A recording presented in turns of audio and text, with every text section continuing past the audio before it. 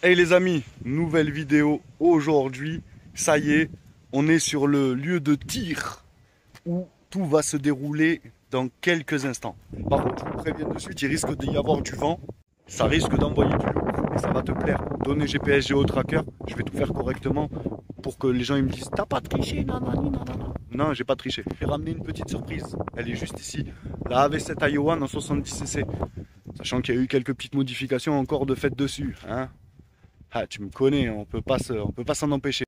Donc, il y a eu quelques modifications. Déjà, pour commencer, parce que je t'oublie pas, papy, j'ai mis le rétro, histoire de bien te voir derrière, quand tu seras derrière moi. Ensuite, la selle, je l'ai rabaissée. J'ai écouté dans les commentaires ce que vous avez dit. Vous aviez raison. Je l'ai rabaissée. C'est 1000 fois mieux. Et toi aussi, papy, t'avais raison. C'est 1000 fois mieux. Ensuite, la roue à l'avant, j'ai été obligé de la changer. Donc elle n'est pas si parfaite par rapport à l'autre. J'ai pas encore fignolé, etc. Et puis je pense que je vais passer en jante à bâton dans très peu de temps. Peut-être à l'arrière garder la rayon et mettre une flasque. Et à l'avant passer avec une fourche EBR Master. Mais pour l'instant tu vois les finances petit à petit. Hein, parce que ça coûte un billet le BR. J'ai mis aussi les petits protections comme ça de guidon en cas de chute. Ça c'est le style on va dire avant tout. Hein. Ni plus ni moins. Ensuite, pour répondre à un autre commentaire qu'on m'a demandé d'expliquer, pour justement mettre ce plateau embrayage, du coup, ça a été simple. J'ai viré les inserts en métal qu'il y a dans le cadre. J'ai mis des inserts en cuivre de 22-24. En fait, c'est des manchons que tu peux acheter à Brico un peu partout. Donc moi, j'en ai mis deux, voilà. Et à l'intérieur, je suis venu mettre des douilles, donc du coup des cages à aiguilles. Tu prendras lesquelles tu veux parce qu'il y a plusieurs tailles en termes de longueur. Donc tu verras, tu prendras lesquelles tu veux. Moi, je crois que j'ai mis des 14 en longueur ou des 16. Je sais plus lesquels, mais je vérifierai et je te dirai exactement le modèle que j'ai pris.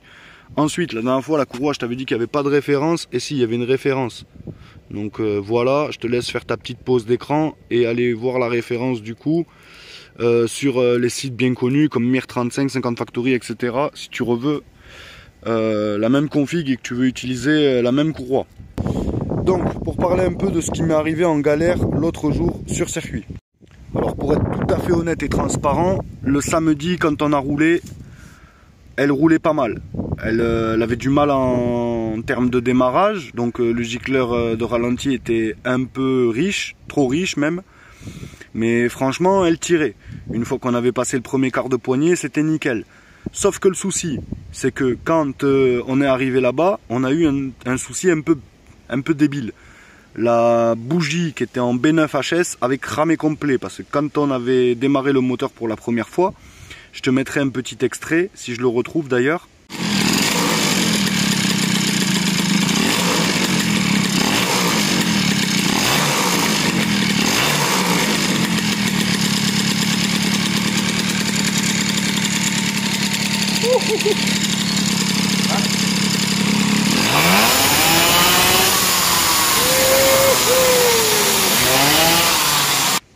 Tu vas voir, ça a beaucoup fumé. Pourquoi? Parce que comme le moteur, je l'ai stocké pas mal de temps, j'avais bien mis de l'huile dans le bas moteur. Et quand on avait justement, on va dire, démonté le moteur juste avant le samedi, avant la course, j'avais aussi du coup une fuite au niveau, enfin une prise d'air quoi, au niveau de la culasse. Donc on avait encore chargé en huile quand on avait justement mis le piston. Donc souci c'est que quand ça a démarré, ça a beaucoup fumé. Et qui dit beaucoup fumé, dit que du coup la bougie s'est bouffée en huile et puis voilà c'est tout, hein. Ça a cramé quoi. Donc on soupçonnait vraiment la carbe, mais c'était bizarre parce que la carbe la veille elle était bonne.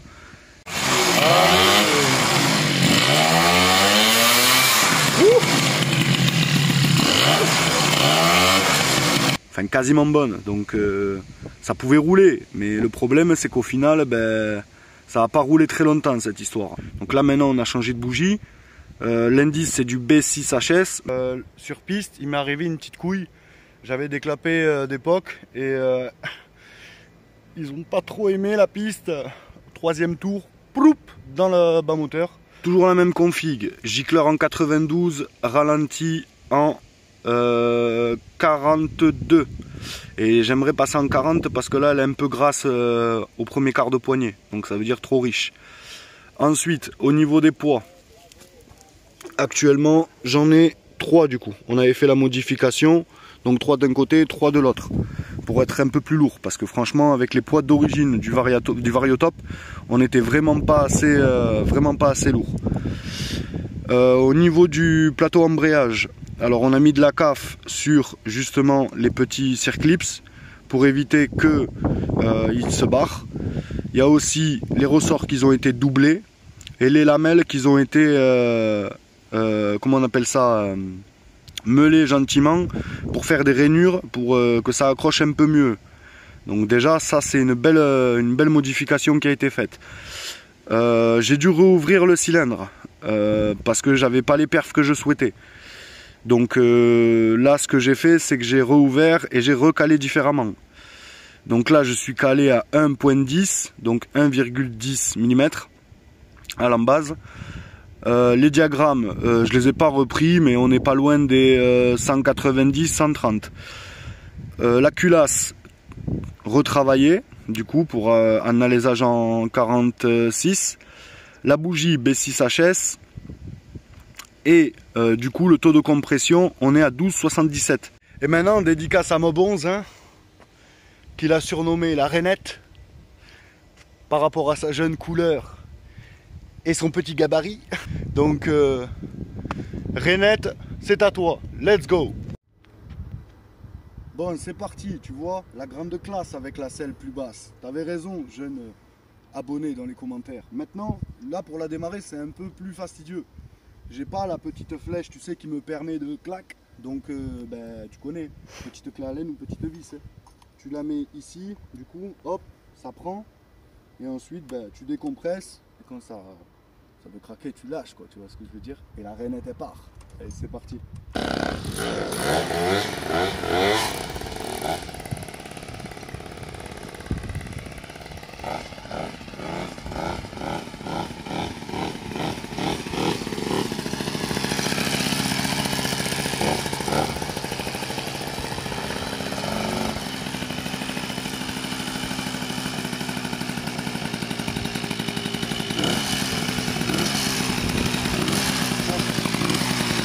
Le carburateur était vide quand j'avais vérifié les gicleurs hier, donc c'est pour ça qu'elle a mis un peu de temps.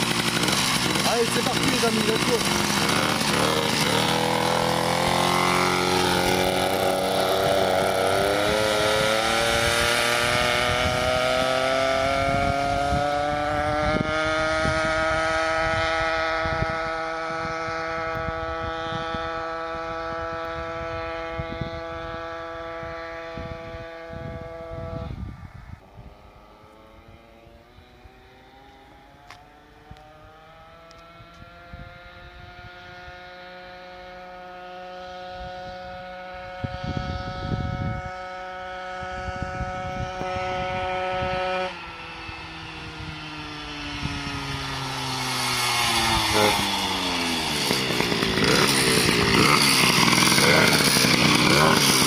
On l'a retrouvée, la jeune laine, clé à laine. Bon les amis, j'ai eu un petit souci. Pour être franc avec vous, j'ai le réservoir auxiliaire qui s'est légèrement dévissé, je pense avec les vibrations. Et du coup, ce qui s'est passé, c'est qu'au final, le réservoir il a penché. Ah, j'ai pris une saucée, hein. Je t'explique pas. Hein. Donc là, je refixe ça et on refait un tir parce que là, c'est bon.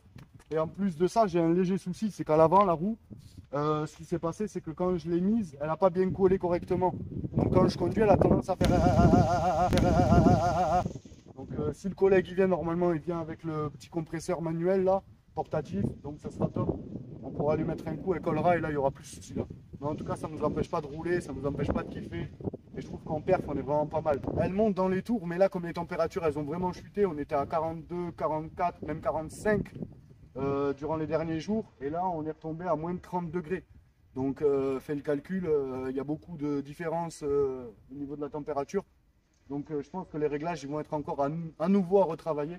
Mais on verra ça dans un prochain épisode, je pense. Parce que là, pour le moment, tu vois, j'ai pas tout apporté. Là, on est là pour vous faire une petite vidéo un peu délire sympathique. et pour vous montrer un peu comment ça roule, parce que dans mon quartier c'est très compliqué. J'ai pas envie d'emmerder mes voisins, je suis pas là pour. Donc allez les amis. Donc allez, c'est parti, on va pouvoir refaire le test et voir ce que ça donne. Là maintenant, ça ne bouge plus du tout.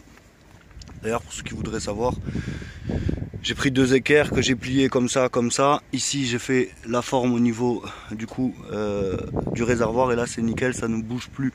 À l'avenir, je pense que si vraiment je veux le garder, il faudrait que je fasse un trou là et un trou là pour que ça se prenne dans les 2 trous et que ça ne bouge définitivement plus, parce que là, avec une vis, ça a tendance à se desserrer et à pencher légèrement. C'est une mob qui est fait pour rouler quand même, hein. Le but avec les mobs, c'est de rouler, comme dit papy. Et j'ai un souci aussi à la selle. Je te cache rien, tu vois.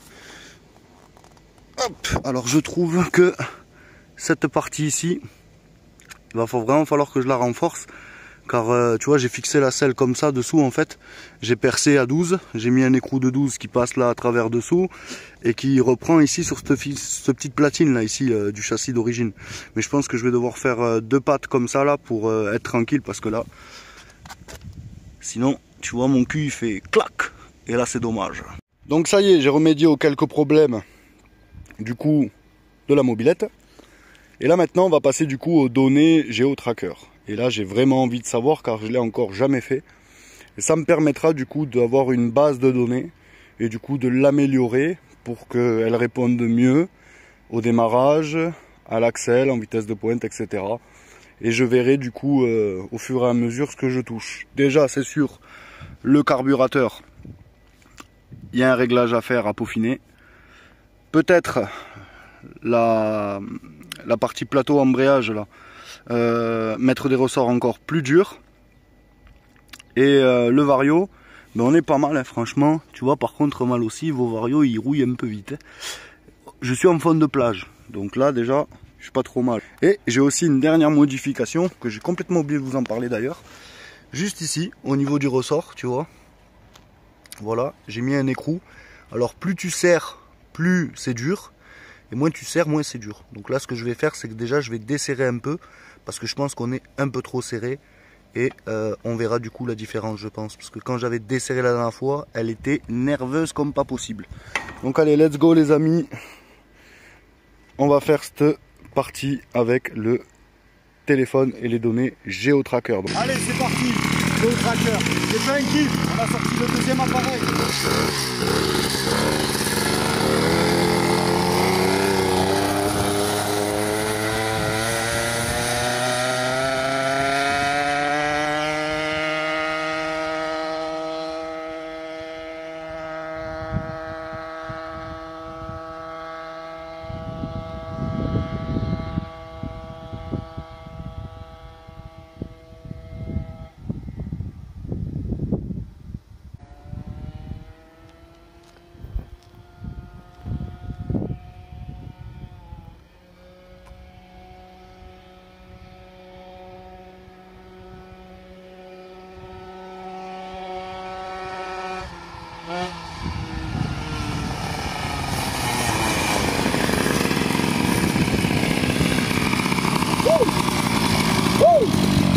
Oh là, elle fonctionne.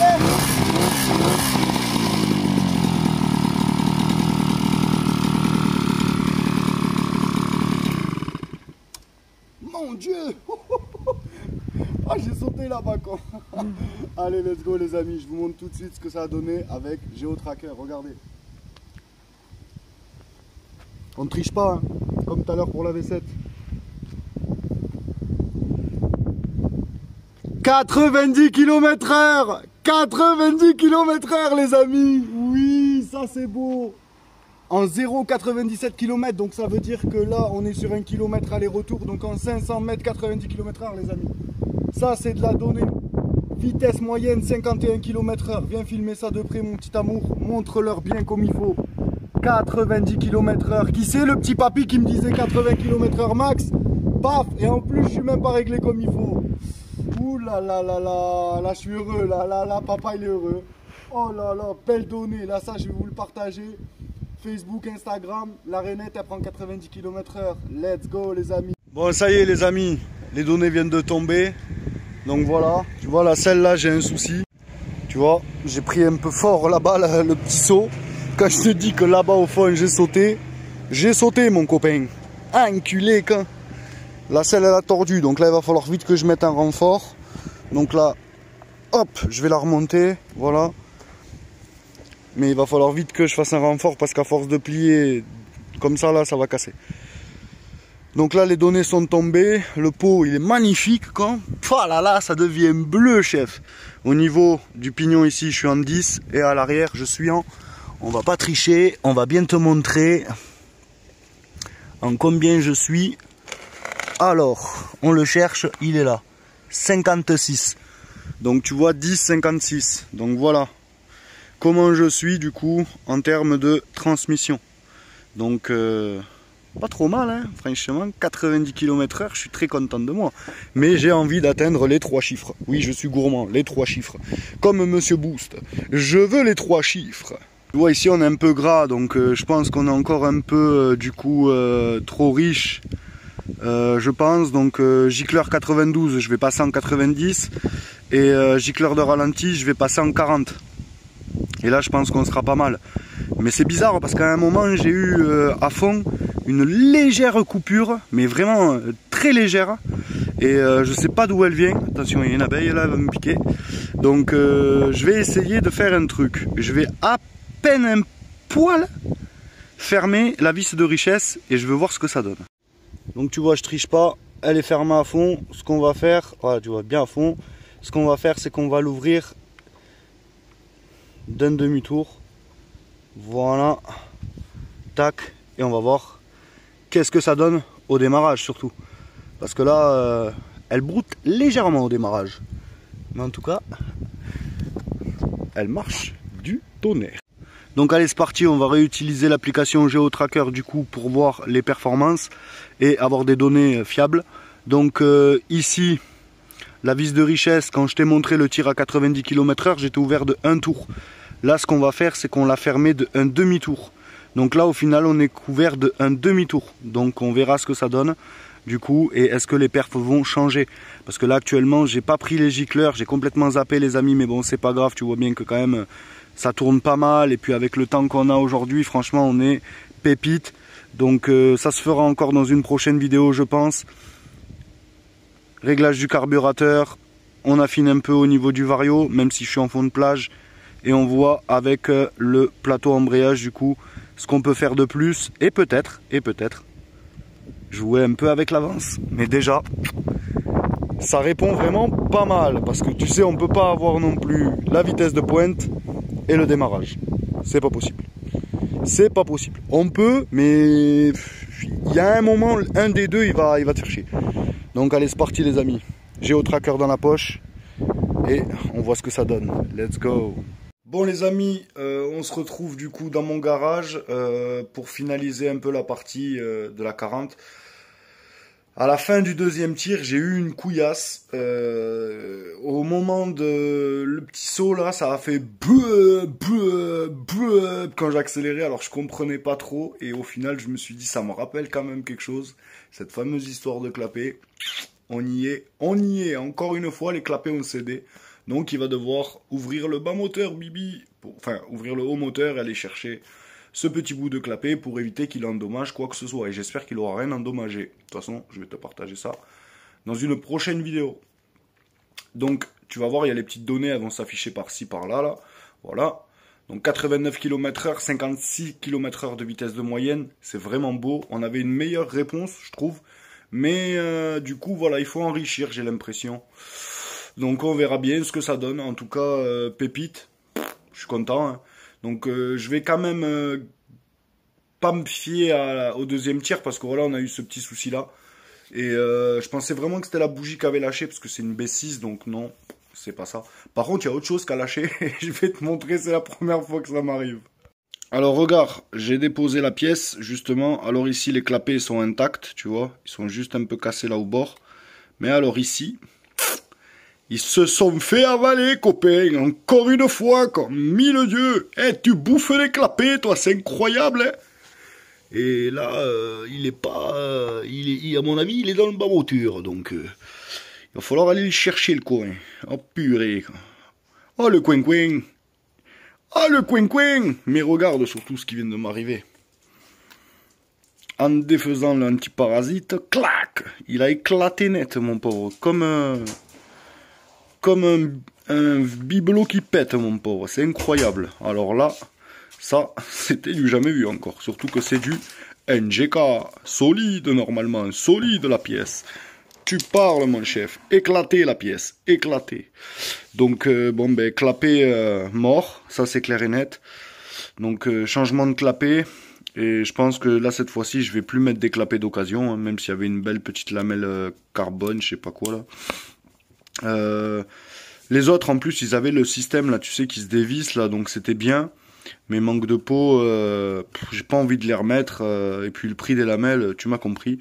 Donc je pense que je vais acheter des clapets Athena sur Mer 35. À 30 balles, je crois, ils valent. Mais il paraît que tu as 30% de perf en plus. Eh ben dis donc mon copain, on va pas être loin des 100 km/h à force. En tout cas, voilà. Pour les 100 km/h, je pense qu'une modification de la transmission, ça va s'avérer possible. Et les clapets, ben, ça c'est obligatoire, tu vois, là ils sont éclatés mon copain comme never. Et pour ceux qui se posent la question de t'as pas fait de lecture de bougie? Ben si, je viens de la faire. Alors, la boogie boogie, elle est en bon état, elle est bien encore. Légèrement un peu grasse et noire sur les bords, mais franchement bien propre. Et le milieu bien marron chocolaté comme on aime. Pépite. Donc la prochaine fois, on se retrouve, j'aurai changé les clapets. On va vérifier à l'intérieur pour justement la partie lamelle qui s'y est retrouvée dans le bas moteur. Et on procédera encore à un nouvel essai. Et je vais voir, je pense, pour changer la couronne ou le pignon de chaîne du coup, pour essayer d'atteindre les 3 chiffres fabuleux. Allez, c'est parti les amis.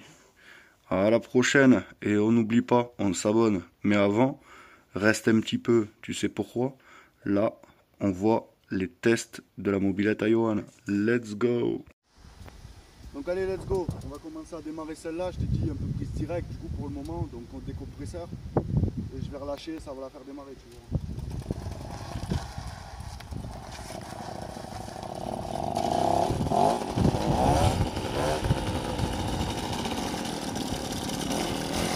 On va faire chauffer un peu quand même. Allez, let's go.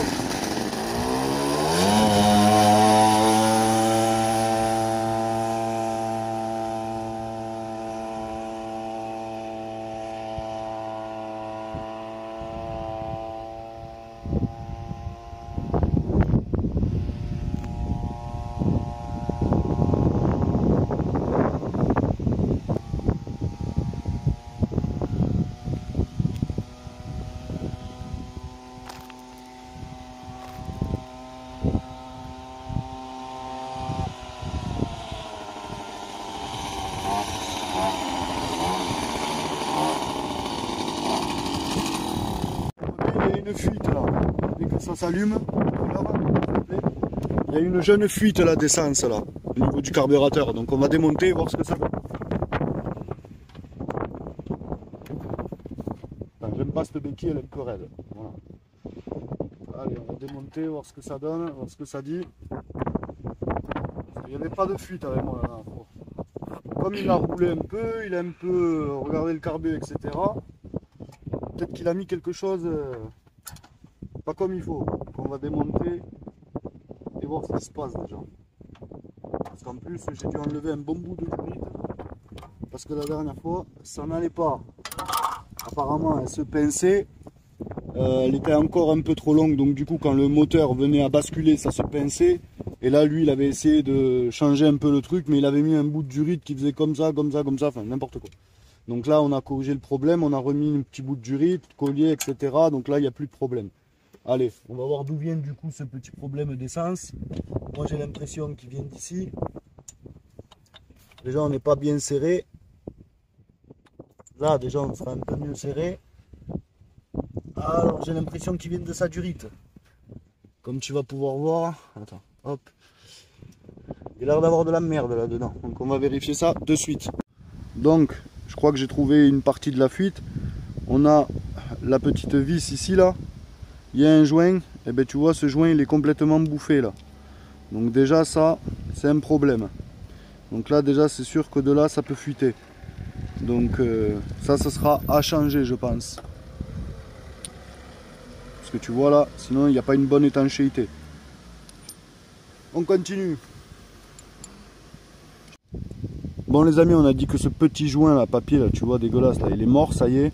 Donc ce qu'on va faire c'est que je vais le retirer et je vais commencer par mettre ce petit joint torique là qui normalement en s'écrasant devrait faire une étanchéité. J'ai rien d'autre sous la main, je pensais avoir quand même un peu de pièces à Sacha.